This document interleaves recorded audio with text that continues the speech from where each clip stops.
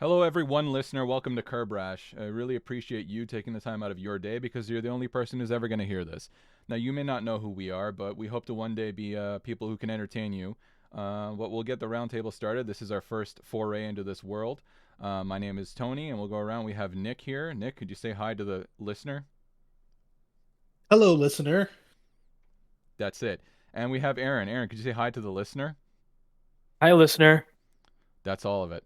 So we wanted to kick it off with something simple. We feel like in order for you to get a handle on who we are, maybe a good idea would be to start with how we met each other and our first impressions, and give a brief history as to our relationship and our relationship with cars. So if you want to get started, Aaron, I'd love to hear how you got into this world and what your first impressions of me and Nick were, and you know uh, go from there because I don't know what's in your head, so please tell me. Yeah, for sure. I mean, this journey all started when I first bought my World Rally Blue BRZ. It was a 2014 model. I honestly don't remember the year where I bought it. I think it was 2017. And, like any young person in their 20s with their first sports car, they're going to be on the internet, Googling mods, watching YouTube videos and all that. I stumbled upon Reddit for the FT86 subreddit. And one night I found that there's actually a Discord channel for these cars. And then I was on there for a couple of weeks, and then it turns out there's actually a local community of Canadians, and I would frequent that channel. And somehow within that channel, it got divided into a core group of us. Nick was one of them. I know Tony was there as well. I didn't really talk to you much. No, It not at was first. mostly no. I remember I reached out to Nick because he had this tune that was like an OFT tune. That was the previous version that was somehow better than the current one that was widely available. And he sent me an email on that, and I didn't think much of it. Yeah, And it then, was it was the V4 and the V2 tunes. The V2 ones had better throttle response. yeah, something like that. And then I ran that tune, and then my engine blew up. No, it wasn't that. Okay, But it didn't blow up because of the tune. The tune was the off-the-shelf tune.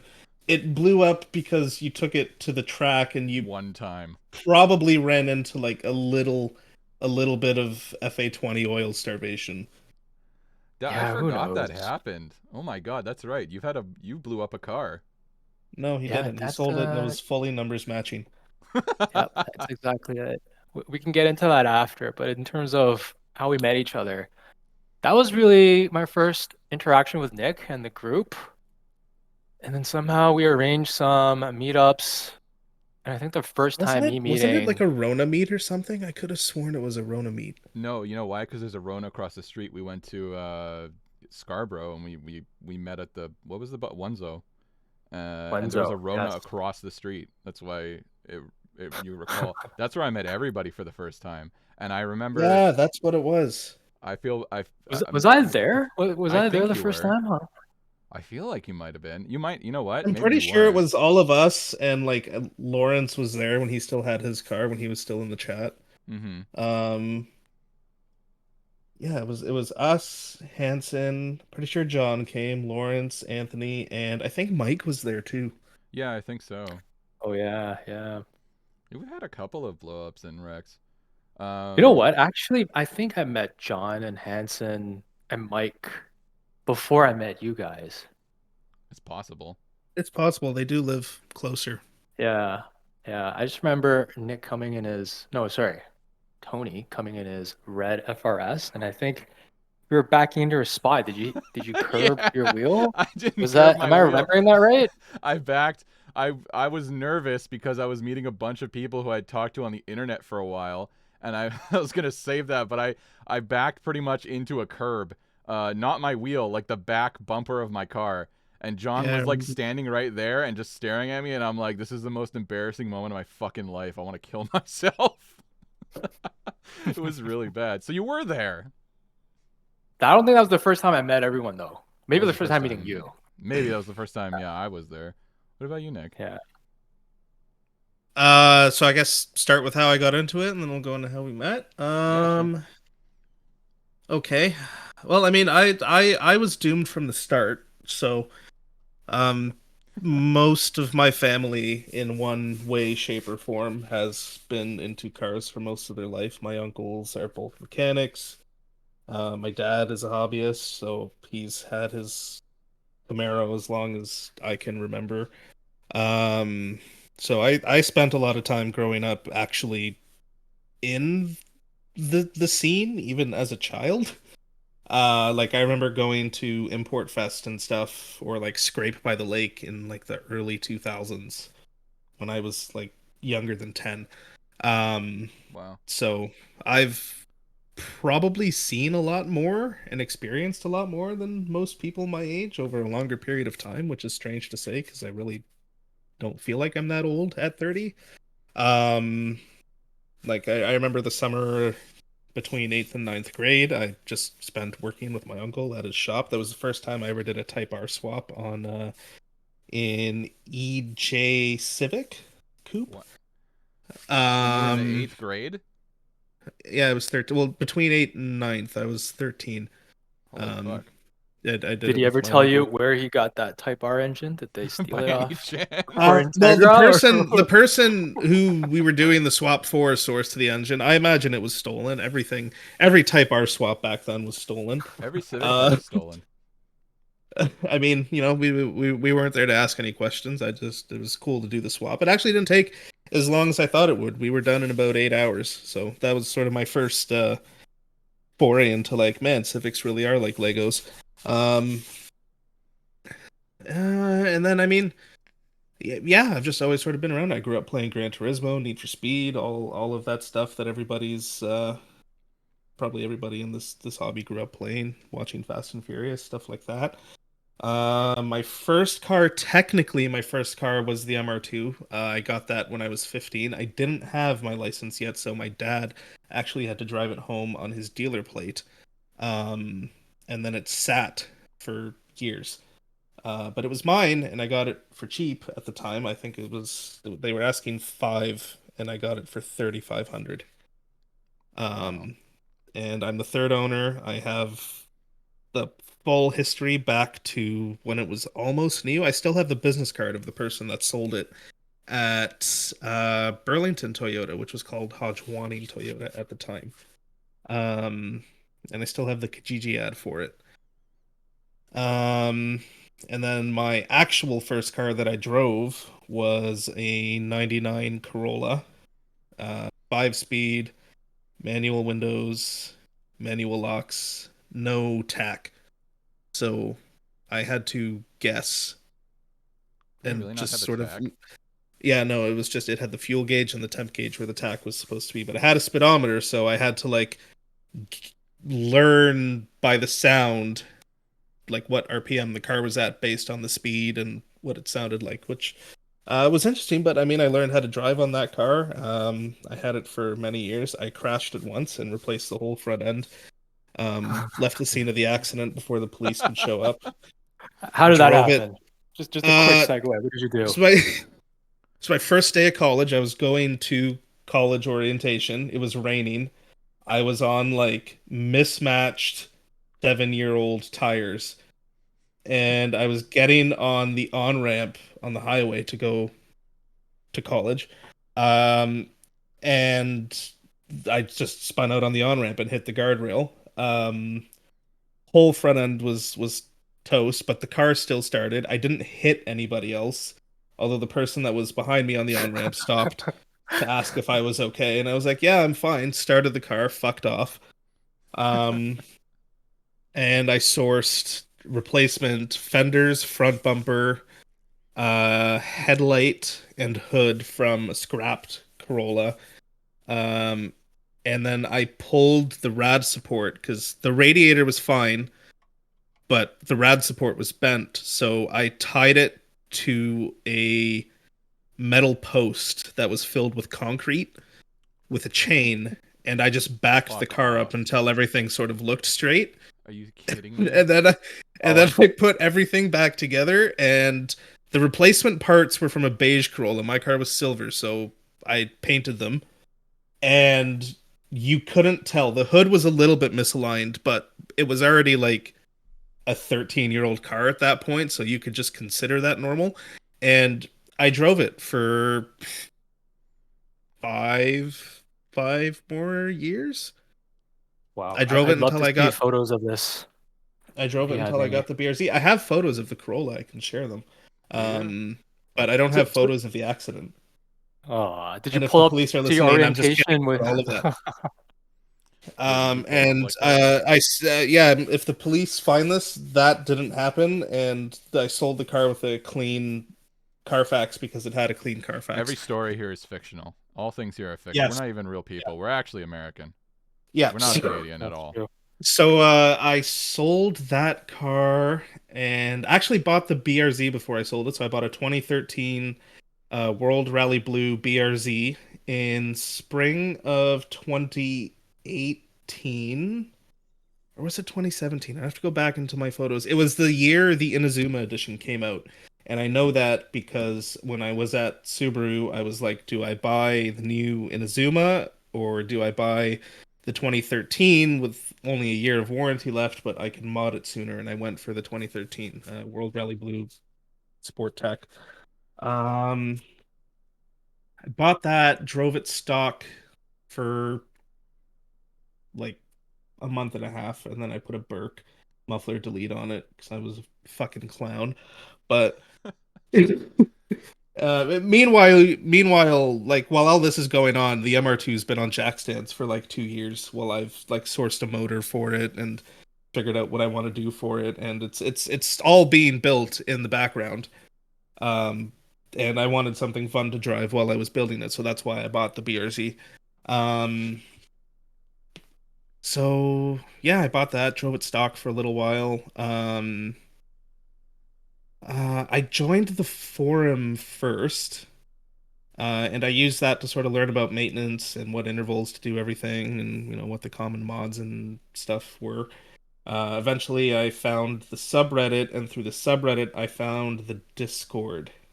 And then when I joined the Discord, I feel like it was just like me and maybe Anthony were, I think, the first two in there. It's And Tony, then, not Anthony. It's oh, Tony. Tony, sorry. No, it's fine. Either or. Tony. Tony, Anthony, whatever you want, baby. So yeah, I think we were the first two in the Discord. And then Aaron, you joined, and Hanson and John at some point afterwards. Um, but yeah, I mean, I spent most of my time between general chat and the Canada chat, and then eventually, um, I think it was some point before the first time we all met at that one zo by the Rona. I just the most the people that I spoke to the most in the Canada chat, I just broke it off and made our own Discord out of it. Um, and then yeah, we all went to that meet. I think by that time I had already modded the BRZ. Um, although like my the beer what I did to it was nothing too crazy. I did Flex E's, full header back and an OFT tune. I never got an E tune or custom tune. I just stayed with the off the shelf stuff. And then I eventually did like motor mounts and full drivetrain bushings, which to this day I maintain are the best things I ever did to that car. If I ever got another one, I would do motor mounts and transmission and subframe bushings and everything before I did anything power related. Um, and So the whole time that's yeah, happening, you're building the yeah, the MR2. whole time that's happening, I'm building the MR2. It was by the time we had that meet, it was probably more or less done. In fact, I think I brought it to the second time we did like a group meet. I think so. Um, so like it was running, it was drivable then. I was still working out all the weird sort of just issues that come up when you do a build like that because I guess everybody's listening to this for the first time. So I basically had that car down to a bare chassis. And I replaced everything on it. So I did motor swap. I replaced all the like the coolant lines, full suspension overhaul, rebuild.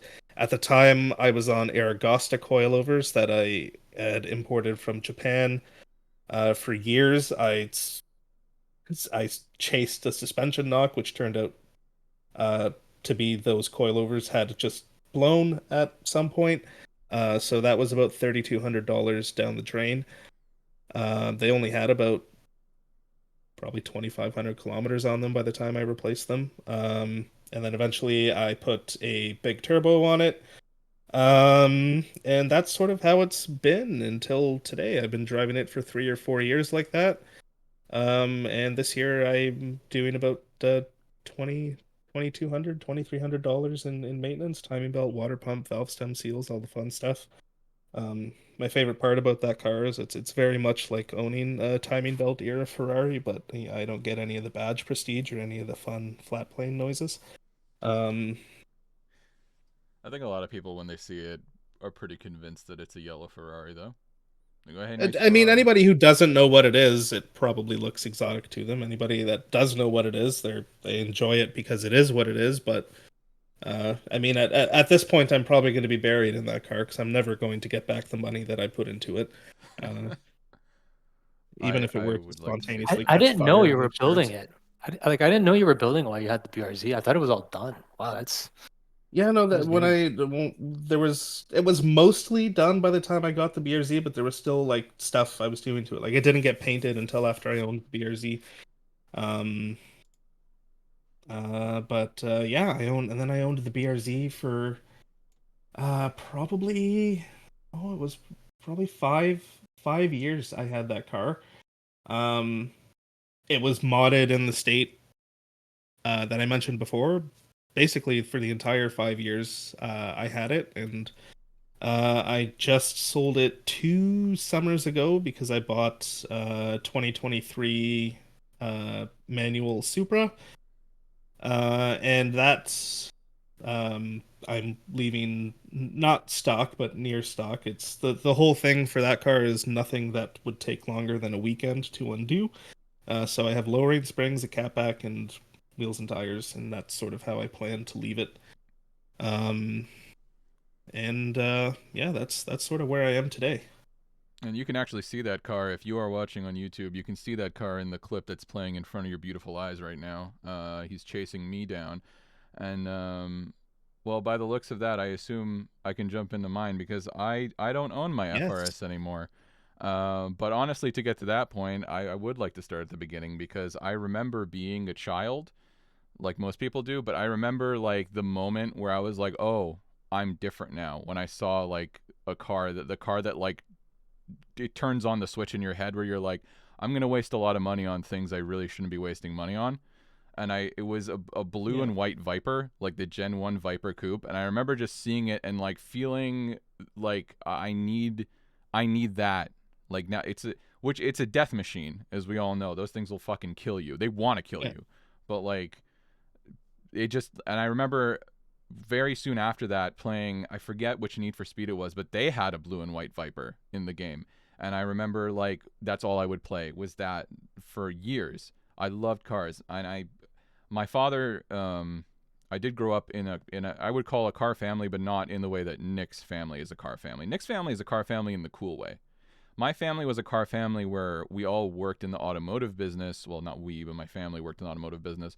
But like my mom was an accountant at a dealership. Do you know what I mean? My dad was like an IT manager at a dealership.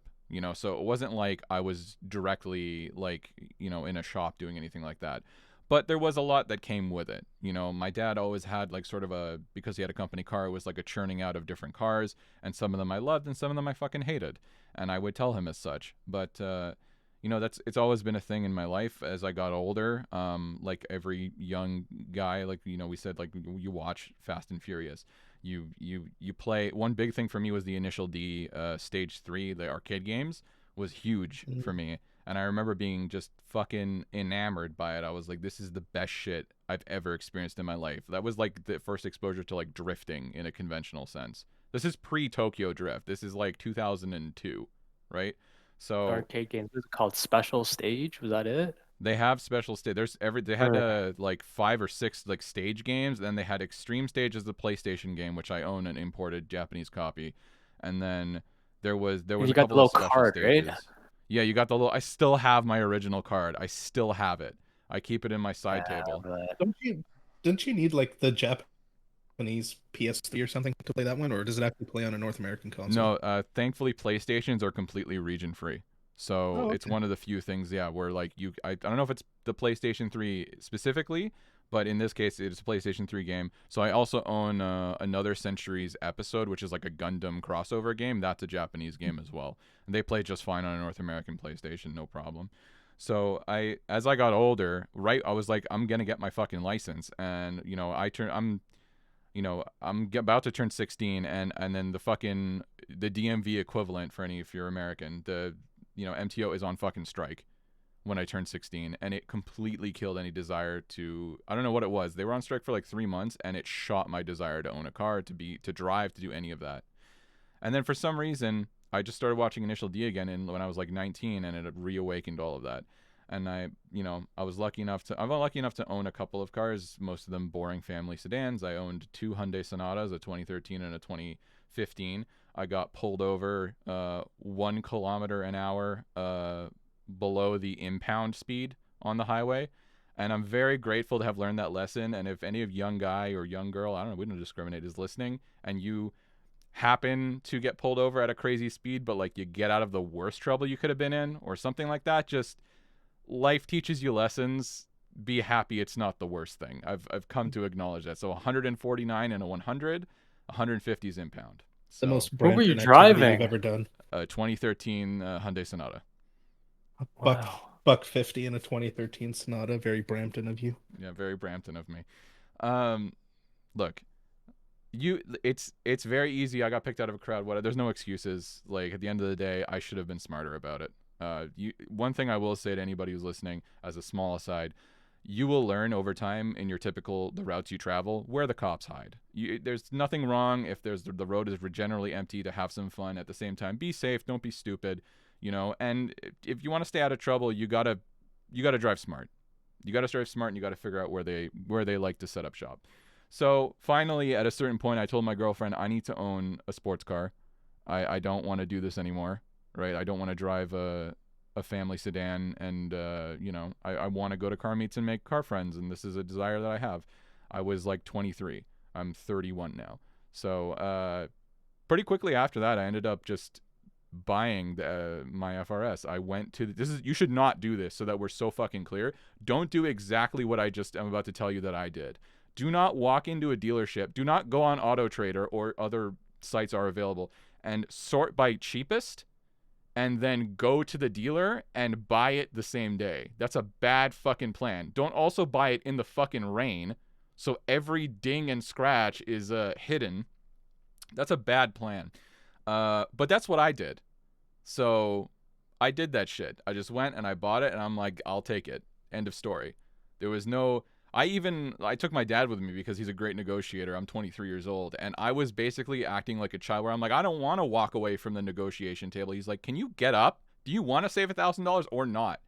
So I listened, and I did end up saving more money by threatening to walk. I hate that game, but that's a story for another time. So I got that car, and I basically never fucking modded it. But actually, before we even get there, I basically drifted through shitty car meet to shitty car meet. Let's say that.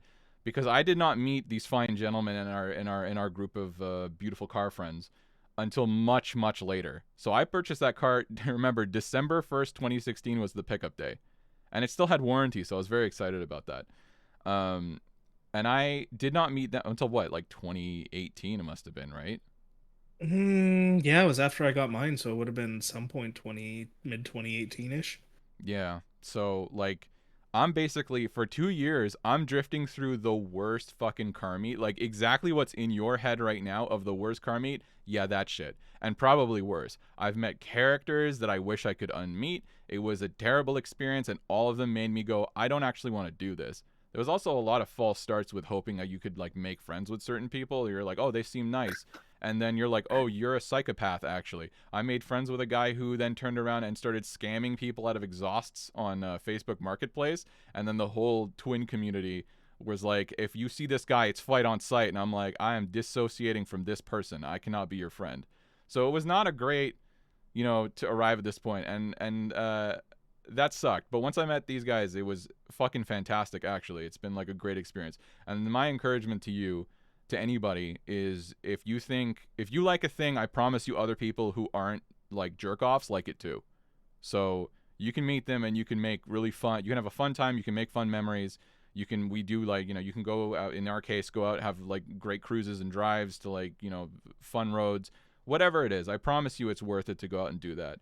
But at a certain point, after 7 years of ownership, and basically right near the end, some donated mods, Nick's old Valenti tail lights. Thank you very much. They're still in my garage. Community tails. I gotta get. You gotta leave them in a parking lot somewhere for another FRS owner to pick them up and install them. This is a bit of an aside, but I saw. So yes, Nick donated me his taillights, and we said when we're done with them, we'll pass them on for free to the next person. Kind of like a I don't know what you would call it, but I saw a black FRS on the highway the other day with like Valenti tails blacked out to shit, just murdered the fuck out. And one of them was completely out, and I'm like, I need to chase that guy down and be like, follow me to my garage. I have taillights for you. But I have ones that work better, but not entirely. But not quite, because it's the indicators that don't really work properly. When spring comes, I really got to clean them up, because they're just like, I'll probably regasket them just out of courtesy. But so we've had our fun, and at that point I'm like, you know what, this car, I arrived at 210,000 kilometers, which is somewhere in 120,000 miles for Americans, and I was like, you know what, it's genuinely fucking time, because I don't want to deal with what comes after this. I had probably one of the higher mileage cars, at least in the Discord. I was number 2, because we had one that the Sam's orange one. Yeah, his is at like mid 2s, and then mine was just under 1. I was ahead of you for a while, and then then COVID happened, and I worked from home, and I just never really drove the car. Yeah, so I passed you. So anyway, I was like, enough, I can't do this anymore. I tried selling it for a while, and then I said, I genuinely can't do this shit anymore. And I went and traded it, and I purchased a 7.5 Golf R. Fantastic fucking car. You can see it in the fucking video. Well, a little bit of it, a tire. And I've loved it ever since. It's been, what has it been now? It's not even been a year yet, actually. And it's been great. Couple of little things, little Germany things. There's a hum of little motors and stuff that annoy me. But I did buy it with 3 years of warranty, so if anything ever goes kaput, as they might say, not my fucking problem, because I did a lot of maintenance with the FRS and I did not enjoy it. It sucked. I mean, in all fairness, every time we took something off the FRS, it just got worse. It did. Yeah. We always found something new. Yeah. That subframe was probably bent because we pulled the lower control arm off the rear right tire, because that one was slightly more cambered, and when we replaced it with another lower control arm, was it lower control arm? Whatever it was. Yeah, it was a rear lower control arm. We replaced it with a brand new one, and it was still bent. And the front bumper had definitely been replaced at some point. Oh yeah, as Nick said, when we pulled the front bumper off to finally do a lip, like a year before I sold it, he went, "The chalk marks aren't from factory. Those came from a fucking wrecker or a fucking junkyard." Yeah. So it's been a fun experience, honestly. I think it's fun I daily my cars, like the FRS was daily even through the winter. I mean, your BRZ was daily through the winter, Nick, but I know now not really, but I've ascended to the vibe for the winter duties. Transcended even. You're better than us now, but I have only one. I only have the space for one car. And yeah, Golf R does great. Nick talked me out of buying a Volvo wagon. I really want a wagon. I think they're really cool. I think I would have, like you said, I would have been happy for 2 weeks, and I would have been like, this isn't as fun as I thought it would be. So you would have done like your first back road adventure and wanted to kill yourself. Pretty much. That's neither here nor there. Yep. And no, you know what? Actually, I did skip over one little thing. When I joined the Discord, it was for those who don't know, there was a valve spring recall on the 2013 FRSs and BRZs. Requires tearing the whole engine basically apart, and they need to reseal everything. And I don't know what they didn't reseal, but at some point after getting that recall done, my engine had no oil in it. I checked the dipstick and it was not there at all. And so I remember joining the Discord and going, hey, what do I do? And I think you, Nick, and a couple of people were like, you go back to the dealership, like now. And I'm like, No okay. oil. What the fuck? Yeah, it Was it had like no oil. leaking or did they just Oh, not put it yeah. in? You could see it It on just the. pissed it all out. Yeah, it was on Oh the wow. header. In the same Yeah, week. like it wasn't like a seep, like it was like it Did was they like just when you not turn put the the tap on and like the tap's not all the way on, but it's constant. It was bad. Yeah, and you know did they what's. just not seal it properly? What happened? No, they didn't see it. So the same week, this was again, you may not remember this because I don't. Your car being a 2014 wasn't affected, but when they were first doing the recalls, Subaru was doing them far better than Toyota because Toyota knows nothing about boxer engines. This is a borrowed platform. So for Toyota, as much as I would have loved Subaru to do my recall, they wouldn't do it. So Toyota was not putting enough sealant because they were worried about the sealant getting into like the oil. Was it getting into the oil basically and clogging something up and sealing the inside of an engine? It explodes, which did happen. So they dialed back the amount of sealant, and then it was too little sealant. So then they had to basically finally get third time's the charm. We know, but we've met people whose engines were blown by Toyota and their terrible service, and they've never gotten replacements. Toyota just basically said, "Go fuck yourself," and there's nothing those people can do about it. But yeah, so they didn't seal my engine enough. I don't know if it was like the head to the block. I don't know where the leak was, but I do know that when I shined a light down, all of the oil was all over the header and like the underpan, like the tray at the bottom of the fucking engine. So I was like, oh, cool, it's shiny. And at that point, I was like, well, time to go back to the dealer. And that week, a car caught fire in California because of the same thing, like hot oil spilling onto like the exhaust header, and just completely went up, totaled the car out, complete loss. And the guy survived; he's good, thankfully. But you know, I showed them the article, and I was like, hey man, this is my concern. You need to take this seriously. And they did. They very much did, because that's a huge safety problem. They could kill me. So, but yeah, other than that, like, it was pretty reliable. Other than the issues that we could talk about at another time when we talk about dealers, but like, other than the issues the dealership created for me, there were no issues with that car. Did you have any issue? Well, you blew up an engine, Aaron, but No, he wait. didn't. He sold it numbers Oh, matching, sorry, you're low right. He miles, sold it only numbers driven matching on the. Sundays. What else? Yes. Right, right. It was actually just one spark plug is what it was, and you replaced it, and that's all it was. That's unfortunate. Did you only go to the track one time? I think I went to it 3 times. I honestly, I have no idea why.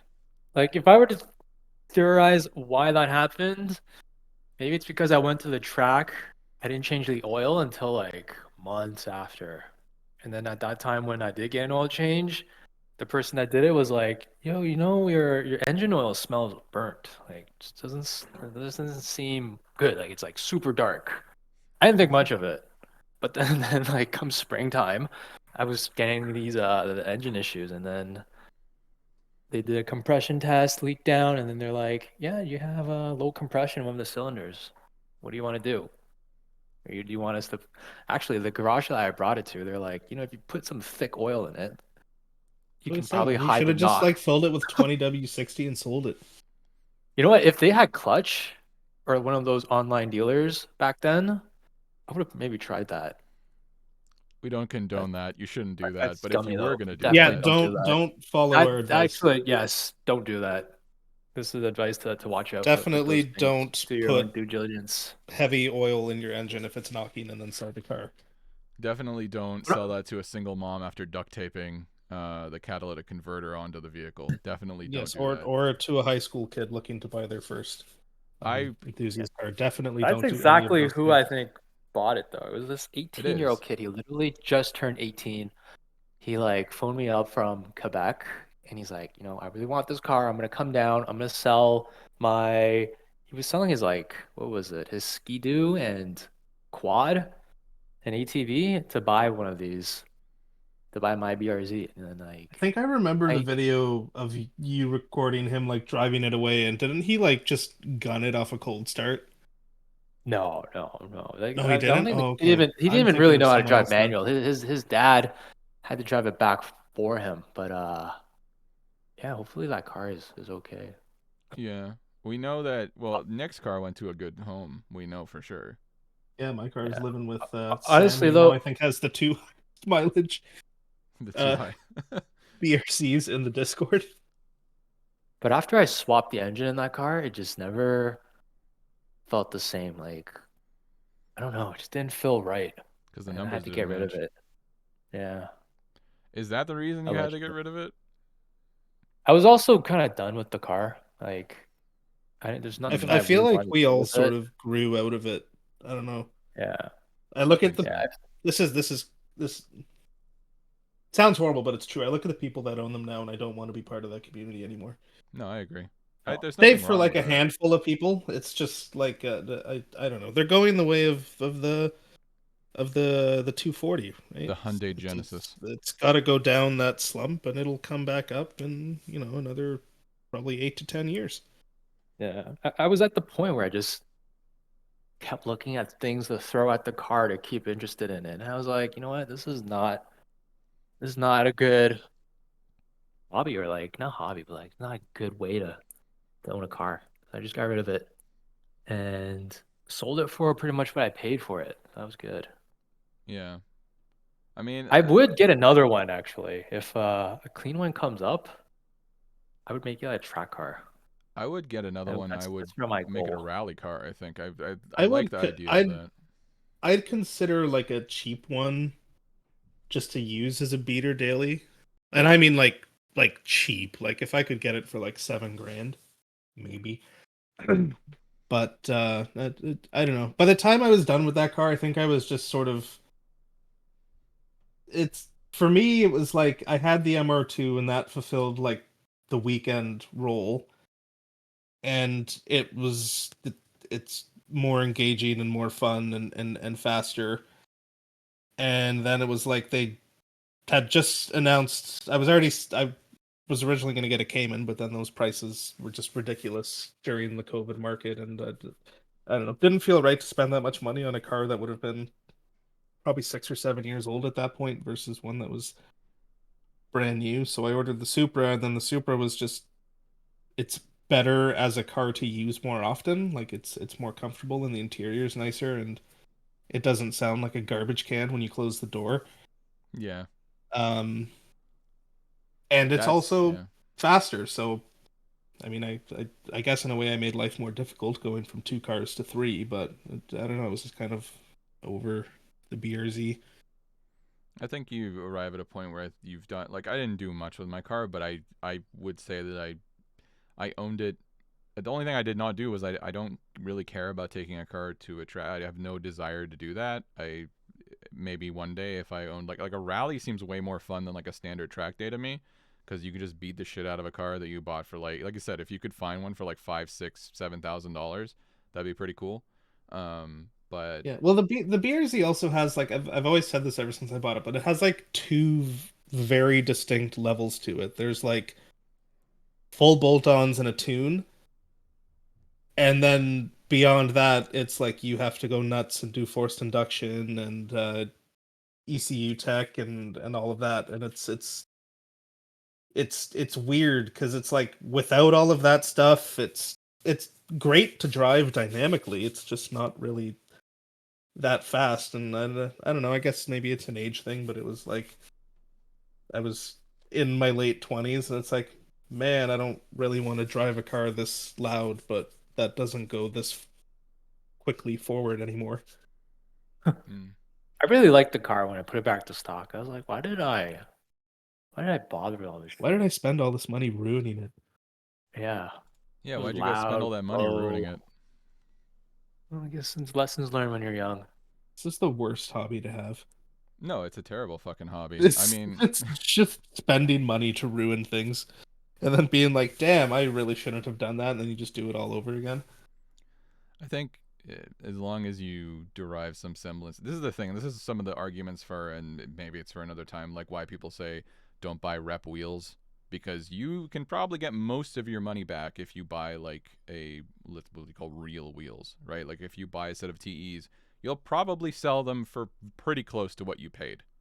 Especially if you buy a used set and take decent care of them, you'll maybe lose a couple $100. You might.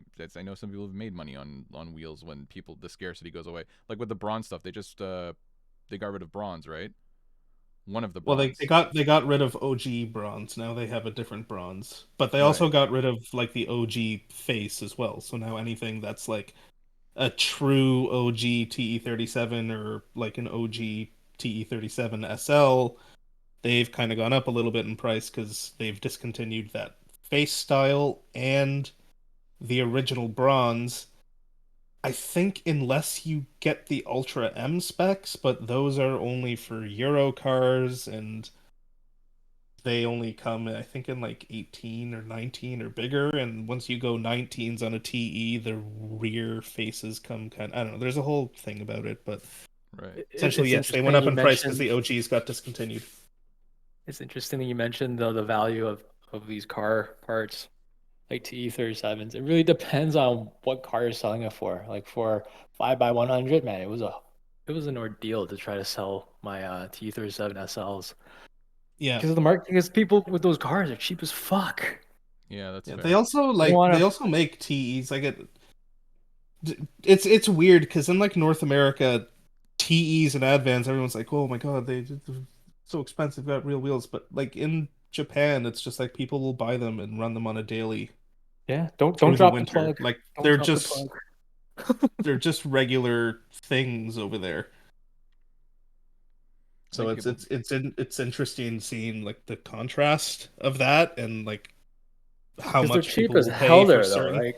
Yeah. Like But I for mean, like, there's also like special because some certain North American distributors will do like runs of specific sizes. Because if you can't get it out of the catalog and you want a specific size, you need to order a minimum of 40 wheels. I think it was when I reached out to them. So, like, for example, I was trying to track down a set of not a set, but a pair of 17 by 9 plus 34s for the MR2, and the only company that had ever done that was ICB, and they only did one run of them, and they're impossible to find.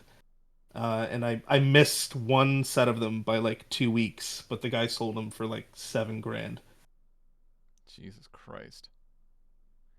See I that think one of my that's crazy. oh sorry, I was gonna say I think one of my biggest regrets is not buying Blitz 03s when they were really cheap. Because Yeah. when I was originally shopping for wheels for the MR2, Blitz 03s were like worthless. You could get a set of 17 by 8s and 17 by 9s for like $900. Wow. Nobody wanted Blitz 03s.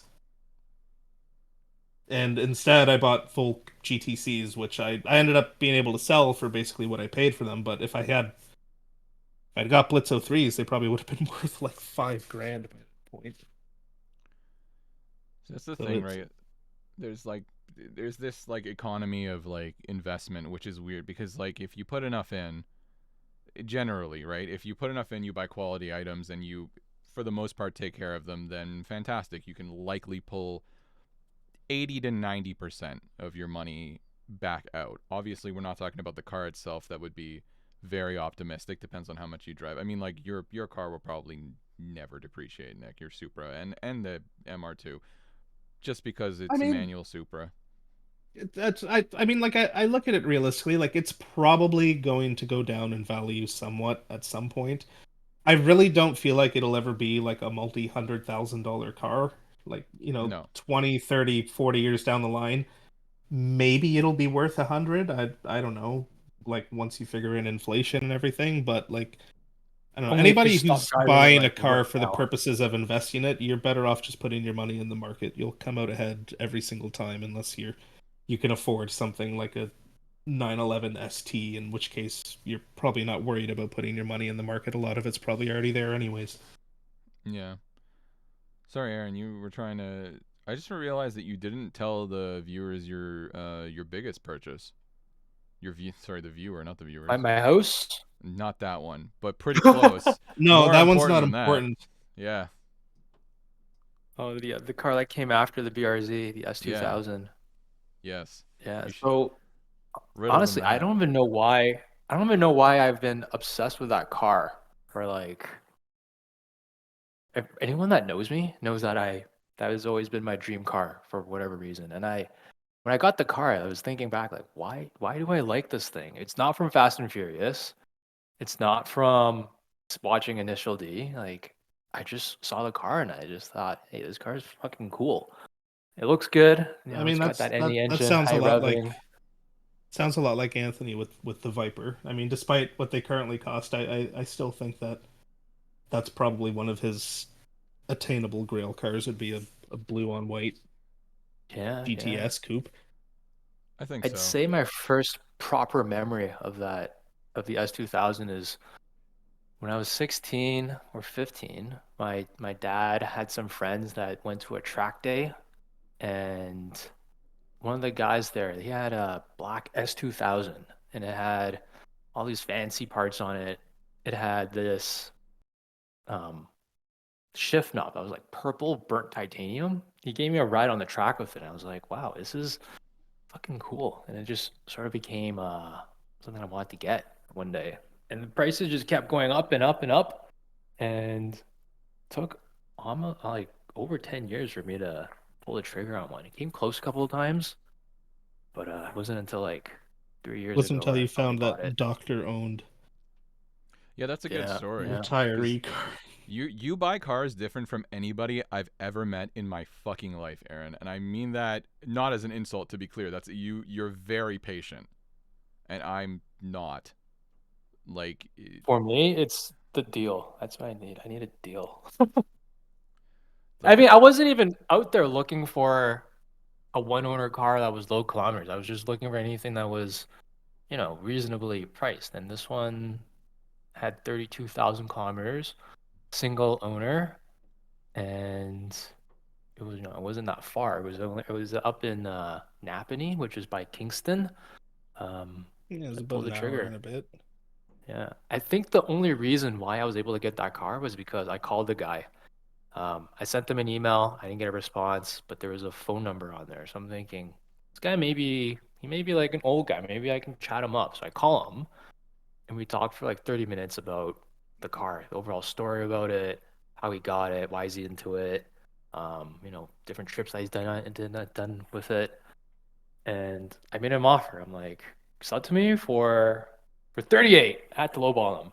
He was pretty firm on his price. I said, if you can do it as is, I'll come there tomorrow and pick it up. I wasn't actually going to, but he said he'd get back to me, and he brought it to his mechanic, and he's like, in order to get safetied, he's like, he didn't want to sell it as is. He wanted to sell it safety. He needed tires on it, so that's like an extra 2 grand. So I think I got the car for like 40, it's not which is bad. quite a lot for a car of that age, but Well, I mean, yeah, you got what you were looking for: clean, low miles, desirable spec.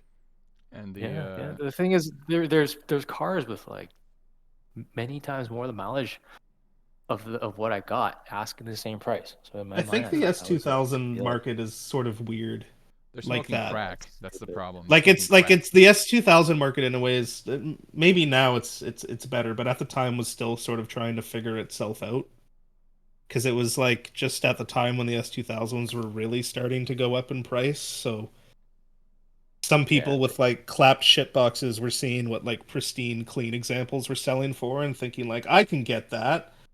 And then like people with like clean ones were looking at like some of the cheaper more clapped ones and being like, "Oh, mine's probably worth a little less." Yeah, I've yeah. seen so many like it goes like from a high. Remember I think we sent one like a while back. I don't know if it was out west or not. That was like 19,000, but it had like 220,000 kilometers on it. But like, Yeah, it was beat. if you It's the offered me type of that car now, I'd I'd buy buy. it. Yeah, I'd buy that immediately. I don't, cause you like pristine things. Well, both of you kind of. You like nice things, and I like shit boxes. I mean, Nick, you like shit I don't boxes, know. but I Hey, think we I all have like a our own unique shitbox way that's of priced buying things. properly. Like Aaron, when it's something like that, he likes nice, pristine things and he'll pay more for them. I see it as like how nice can I make it and how much effort is it going to take? And if that ratio is right, then it's worth it to me. Because like yeah. I'm fine to spend time working on stuff on the weekends. I I don't mind it.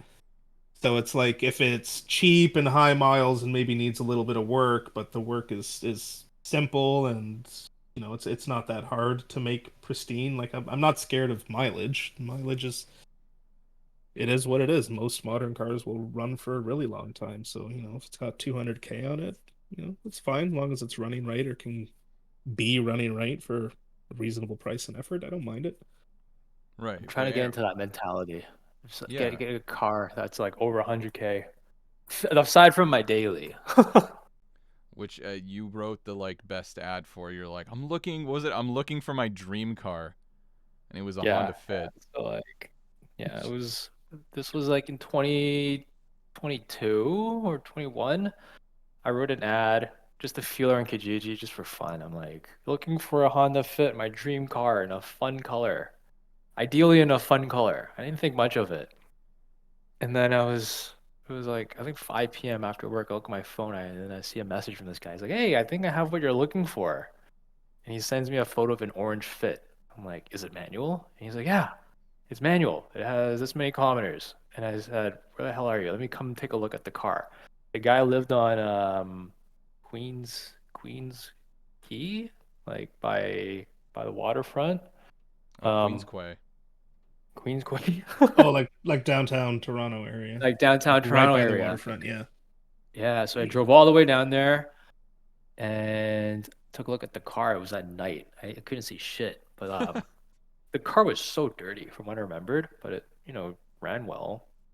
Felt like pretty solid. Told him, man, I want this car. How much do you want for it? And he said he wanted 2,500 for the car. And this was like during pandemic when like all used cars were extremely expensive.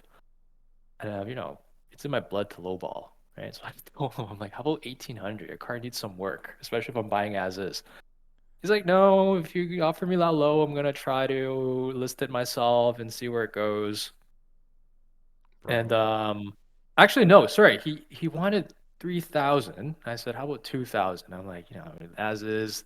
Maybe I need tires and brakes and all that. We went back and forth. I'm like, okay, how about we meet in the middle for 2,500? And he agreed. And that's how I got my Fit. Do you know the kind of like I would literally assassinate kids if I could purchase a Honda Fit for $2,500 that isn't a piece of shit like right Yeah. now. We've Like, both man, I Nick and I thought have I got a looked. yeah, like I thought I got a decent deal on the Vibe, and even that I still I think I ended up it was like a little over 3 after taxes. But it's like higher miles and it's a Vibe. What is the mileage on the Fit Yeah, I when you got got it? really lucky. Um, 2,200, 222,000, That's not something like bad. that. Yeah, 220,000, yeah. that's pretty good. I've put on 30,000 kilometers and it's been solid. I mean, I refreshed the suspension and did the regular maintenance, spark plugs and all that stuff, and it's been My solid. I did replace the AC too. Just so I Mm. wouldn't die in the summer. it's funny you mentioned that. One of the when I bought the Vibe, the guy had literally just replaced the entire AC system the summer before, like everything, lines, condenser, compressor, the whole thing. I was like, Jesus Christ! Like Yeah, he that's spent not more cheap. It's replacing like it than the car was 1,500. worth. Yeah. I needed it though. I could not go to work drenched in sweat anymore. Like, just Oh like, what man, the fuck is wrong with you? I re I remember when I because my BRZ had an AC leak around the time I sold it. It started like early COVID, and I just never fixed it because I normally drove windows down. And when I was working from home, I'd really only use the car for fun after that, anyways. But I remember when I found out the AC was done, it was like a 33-degree day driving home from work. It was like the first proper, like, this is uncomfortably hot day of the year. And I was driving home from work and it just would not cool off. And I was stuck in like 403 traffic Oh coming back God. from Oakville. And I was furious. I remember you're like it stopped. It's like stop start mostly stop traffic, and you're like I think the not the condenser the no it was the condenser. You're like I think the It was condenser the is leaking. condenser. The condenser was punctured. Yeah, that's a That's bit. the Well, worst. When you're like the car doesn't move, there's no airflow. That's when the heat really Oh, kicks in. I I've was yeah. probably one of the angriest times in my life. I've had people tell me that like I don't mean that no, I do mean this to be insulting. Sorry. I've had people tell me the stupidest shit about air conditioning. Like I remember some of them are you. That like you're like, "Oh, just open the windows, drive 5 kilometers an hour faster." I don't think that one was you, but I'm like it's not that fucking simple because the month that I didn't have AC in my FRS because shocker when they did the recall, they didn't recharge my AC. Uh and I had to chase that down because I'm like, is it lines? Is it whatever? The condensers that which was a whole fun fucking that was a great experiment. Anyway, that was the worst month of my life. And I never ever want to drive a car again without air conditioning. So help me God. So Yeah, there will and be like no engine swaps. I'm like battle hardened to it as well because like the MR2 doesn't have AC or power steering from the factory, so that's the only option I have when I drive that car. If it's stop and go traffic, is to bake in the sun. And I was still extremely angry In when that fairness, happened in the BRZ.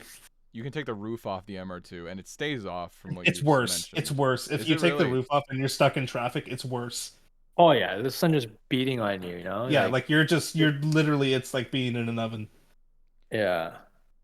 So it's shit. If you're in traffic, any other time it's fine. If you're in traffic, horrible. There's really only two times where you can drive a convertible, like early in the morning or evening. And I guess at night too. Like Yeah, you like don't early really morning, drive in the evening, afternoon. and night are fine. If you're doing it during the day, you have to be in constant motion. Yeah. If you're Which not in around here constant you never motion, are. you're gonna get uncomfortable extremely fast. Yeah, and that's never gonna happen for you if you're driving. If you're dailying, like and doing that, it's never gonna happen for you. You are gonna be like standstill traffic because we live in the worst commuter area on the planet. I mean, it's Yeah. not. I guess it could be worse, but like hell's hot. But I'm sure I wouldn't enjoy it in like bumfuck Arizona either. I know you've been there, but that was November or January. I'm talking middle of summer. I've been there and it was shit and there were scorpions. I don't want to be there. I'd rather be here. So, all that to say, I don't want to bake in the sun. And I I will, mean, like once you're past a certain temperature, it doesn't really matter where you are. It's just extremely uncomfortable.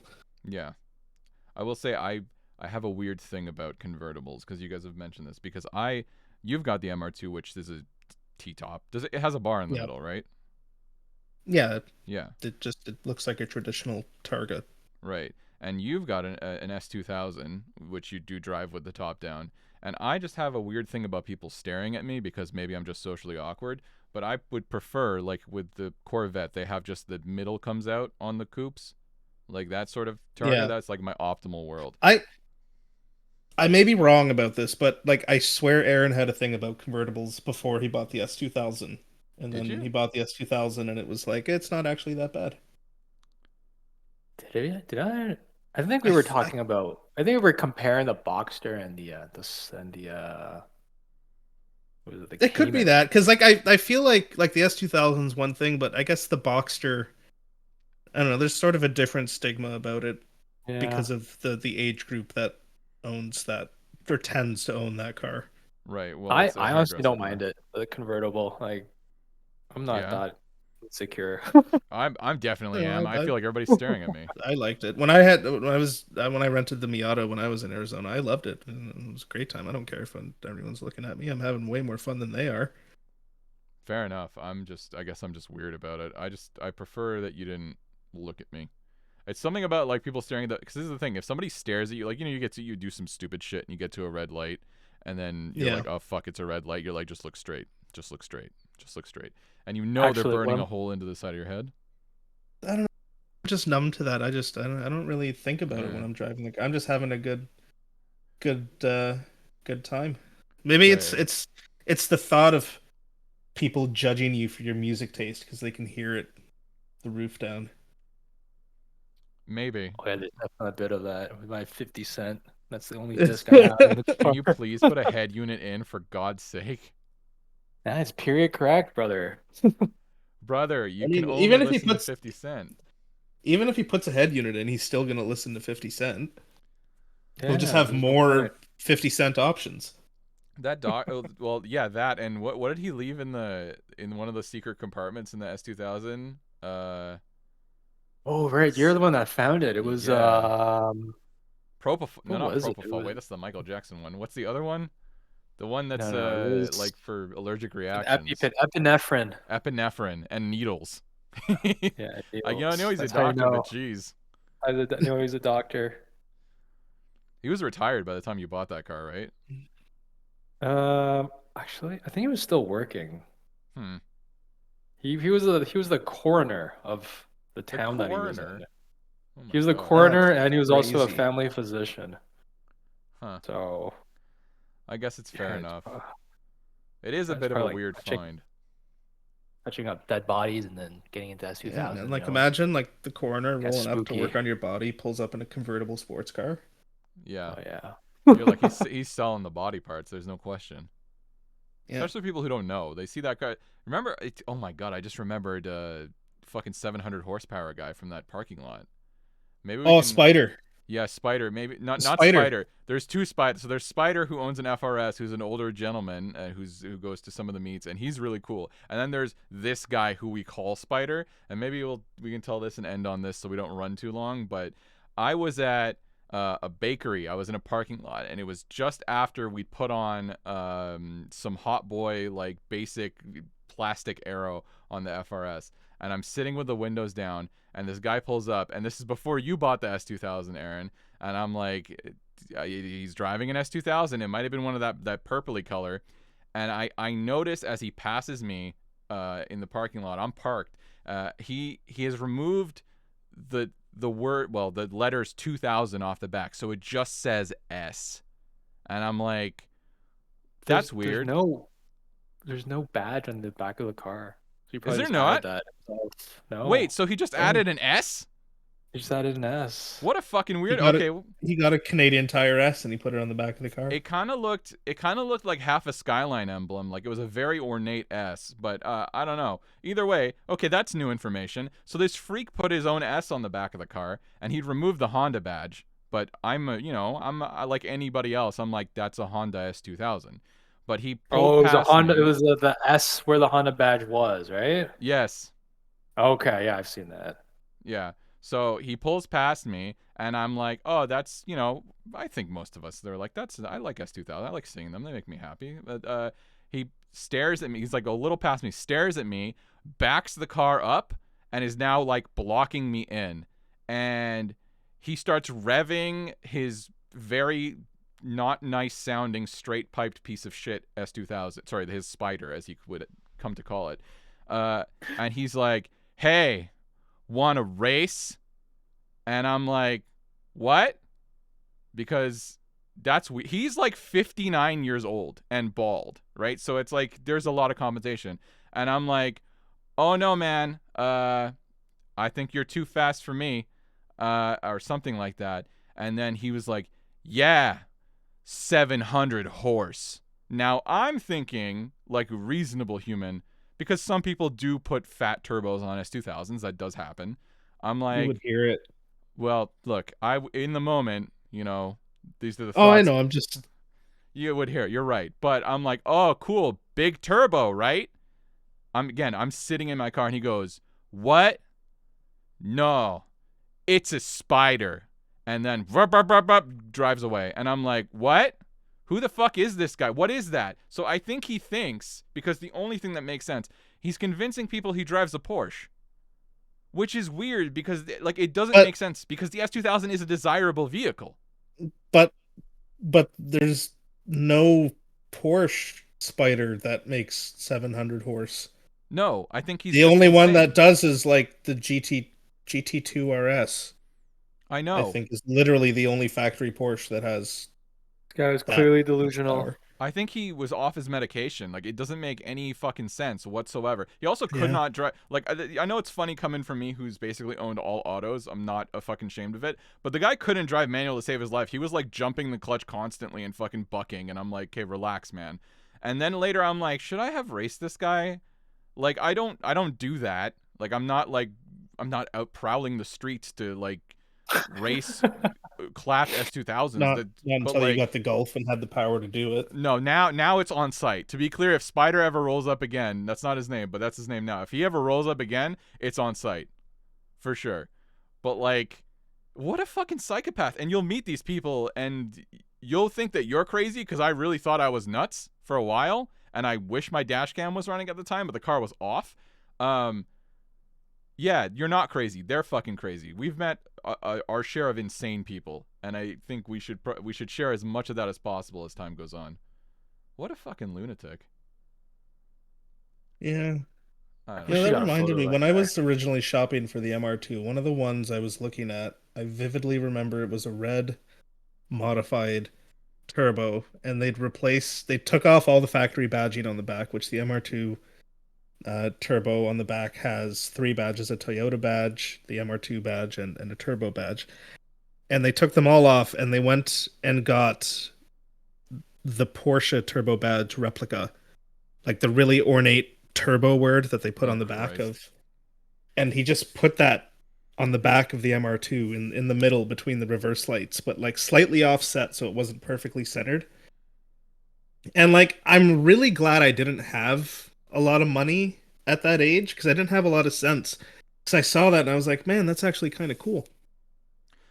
Yeah. And like, thank God I couldn't afford to actually buy that one, and thank God I couldn't afford to buy the other one that was for sale at the time that was making like, I think he had a dyno sheet for 450 horsepower because I'd probably be dead today if that's the one that I bought. There's a lot of times where we say like we wish we were 5 years older because honestly it would unlock a lot of opportunities like automotively or like with the housing market, etc.